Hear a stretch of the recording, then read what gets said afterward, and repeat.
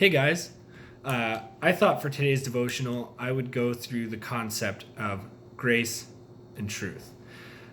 Now, in John chapter 1, verse 14, he brings up the idea of grace and truth and how Jesus holds it in balance, which is absolutely phenomenal. Obviously, as the introduction of John, he's really trying to nitpick and pull out specifically the characteristics that we need to know about Jesus, right? So that we can understand why he does what he does and who or how he can be God, right? And so, we'll read John 1:14 and we'll start there. It says this: "The Word became flesh and made his dwelling among us. We have seen his glory, the glory of the one and only Son who came from the Father, full of grace and truth." Now, it's a staggering statement to me to say that Jesus was full of grace and truth, because truth starts wars. It's aggressive. It's confrontive. It really brings out the brutish side of us. And grace ends wars. It brings out the soft-hearted, kind side of us. And somehow Jesus holds this balance.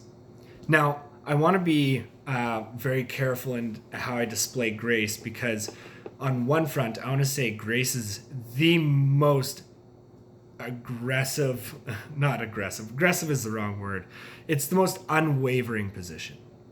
Okay, grace begins at the position where grace can no longer be earned. So grace is this stance of kind-hearted, loving, forgiving, putting bitterness aside, bringing in healing position. Okay? To be full of grace means you bring healing, you bring redemption, you bring restoration to relationship and to community. And so this is what Jesus was known for. And somehow, in the mix of that, he's known for being full of truth. Now, truth in our day and age does not seem to be held in the same regard. You know, that's my first instinct. I think that's a lie. I think that truth was just as difficult then. But the problem is, we have this tendency to be like, doesn't work anymore today. But I would challenge that. Now, truth is also this unwavering position. It is not forgiving.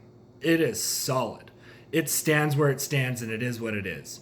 Okay? Truth is what it is. Being as dorky as I am, I watched The Bachelor with my wife and her friends. And, well, maybe I won't say any specific names because I don't want to drag you down with me. But what happens is there's this statement that's said, and it's just like this kind of cultural thing that's brought out constantly, is this idea of my truth. The problem with this statement is there is no such thing as your truth or my truth or his truth or her truth or their truth or somebody else's truth. The thing is that truth is truth. It's true or it's not true. Okay? Now, the statement of my truth is an attempt at being gracious, but actually it's actually a completely passive-aggressive statement that brings division, not healing. And so the thing is that the truth that Jesus is bringing is the only exception to truth that brings healing. Now, the reason for this is because the truth that Jesus brings is the truth that he is bringing healing. He is bringing grace. He is bringing joy. He is bringing love. And God is unwavering in those things. God is first and foremost a God of love and a God of grace. And he is rich in mercy, which is like just everything you need to restore relationships. And it is mind-blowing, because the thing is that this stance that Jesus takes is so aggressive that it brings him to a cross where he allows himself to be punished for something he has no fault of. Now, that is a truth that is full of grace. And you know what? It is a truth that we can pass forward. And if we do this well, we will be known as people that are full of grace and truth.